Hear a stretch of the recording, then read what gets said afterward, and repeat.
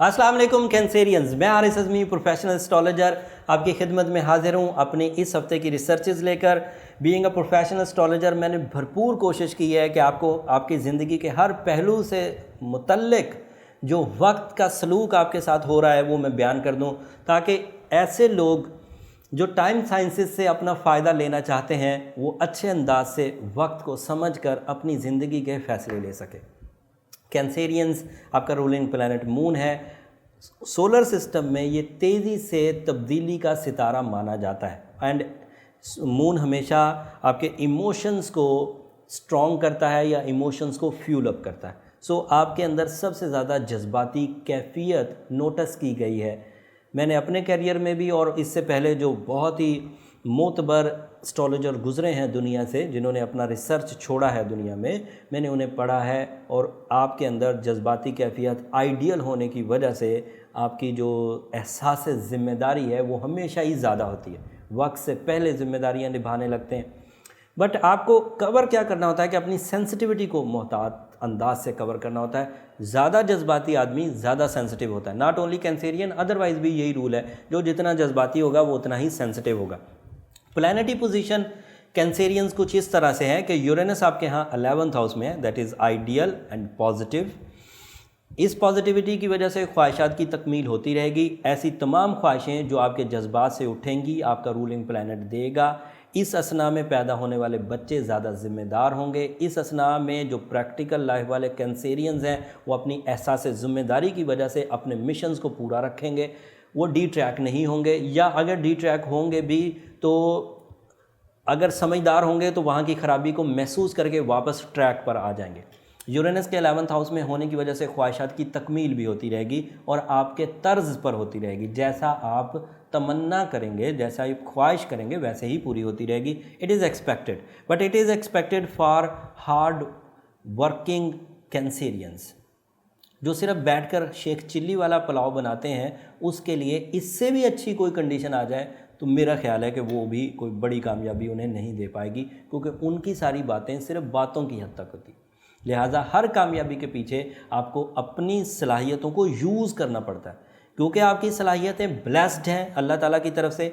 और इस वक्त टाइम आपके लिए पॉजिटिव हो गया है, तो स्किल्स एंड टाइम बिहेवियर्स को अगर मर्ज कर दिया जाए तो इक्वेशन ये बनेगी, सलाहियतें into positive time is equal to big successes.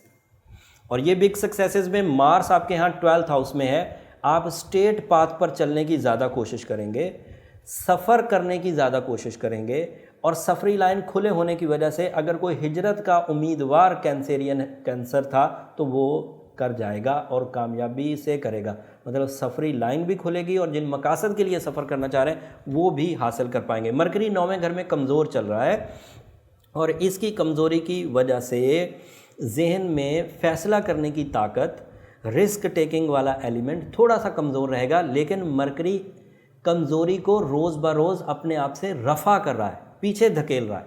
तो 29 तारीख के बाद जब ये हफ्ता आया है, अब ये हफ्ते में मरकरी की कमज़ोरी दूर होती जाएगी, मुसलसल दूर हो रही है। 17 को आखिरी दिन होगा इस कमज़ोरी का। तो उम्मीद करता हूँ you are more decisive, more brave, more creative and more active.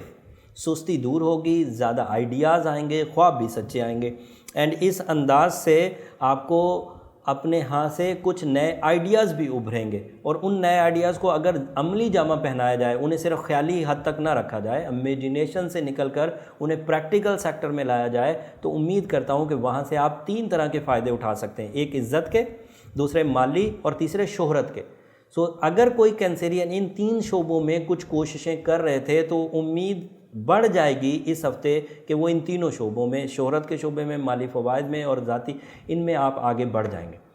उसके अलावा तर्ज़ गुफ्तगू पर अभी भी आपको खुसूसी तवज्जो देनी चाहिए। मरकरी की वीकनेस अभी भी आपकी अपोजिशन क्रिएट कर रही है। लोग आपको उतना एडमायर नहीं करेंगे जितना आप डिज़र्व करते हैं, जितनी आपकी स्पिरिचुअल स्ट्रेंथ है, जितने आपके जज्बात हैं, जितना आप लोगों के लिए करते हैं, अभी लोग आपके लिए उतना नहीं करेंगे। लेकिन एक्सपेक्ट कर सकते हैं 18 तारीख को फिर आपके सोचने और लोगों के सोचने के जो मामलात हैं वो एक लेवल पर आ जाएंगे। अभी आपको ही कुर्बानी देनी है थोड़ी सी।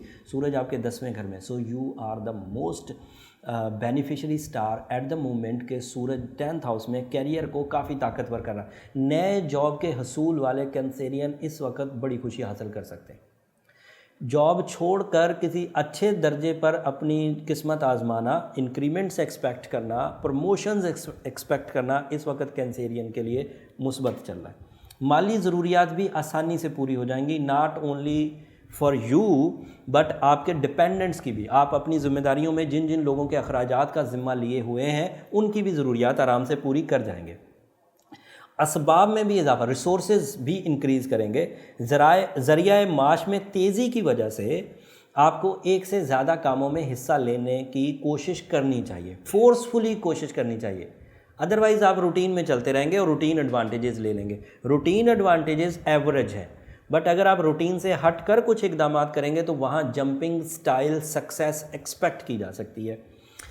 वीनस आपके 9th हाउस में होने की वजह से आपकी अपनी फैमिली की तरफ तवज्जो बढ़ेगी, फैमिली की तवज्जो आपकी तरफ बढ़ेगी, आपके खुद के दिल में भी खूबसूरती का पसंदीदगी बढ़ेगी, खूबसूरती, beauty loving nature enhancement. And उसके अलावा रोमांस में सक्सेसेस एक्सपेक्ट की जा सकती हैं। शादी के लिए प्रपोज़ल आ सकते हैं अगर आप फीमेल हैं, और या आप किसी को प्रपोज़ कर सकते हैं अगर आप रिश्ता देख रहे हैं, तो दोनों सूरतों में कामयाबी यहाँ मुयस्सर है। वीनस के 9th हाउस में होने की वजह से नए कारोबार या शराकतदारी के कारोबार की तरफ भी तवज्जो दी जा सकती है।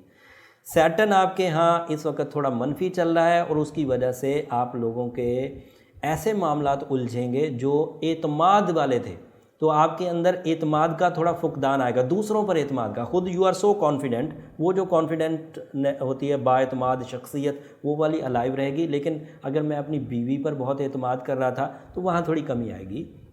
अगर मैं किसी दोस्त पर बड़ा एतमाद कर रहा था और लाखों रुपए उसके हवाले कर देता था, या ज़िंदगी की अदरवाइज़ कीमती अशिया, ज़िम्मेदारियाँ, या तो वहाँ फिर थोड़ी कमी आएगी। तो इसको थोड़ा सेटल करके चलिए, दूसरों पर एतमाद करते रहिए। ये वाली ख़राबी सिर्फ मौसमी है, पीरियोडिक, ये हकीकी नहीं है। इसका ऐसा सिर्फ खदशा पैदा होगा, ऐसी ख़राबी आएगी नहीं। और इसको भी ओवरकम करने के लिए मैं अभी आपको रेमेडी एंड पर दे दूँगा।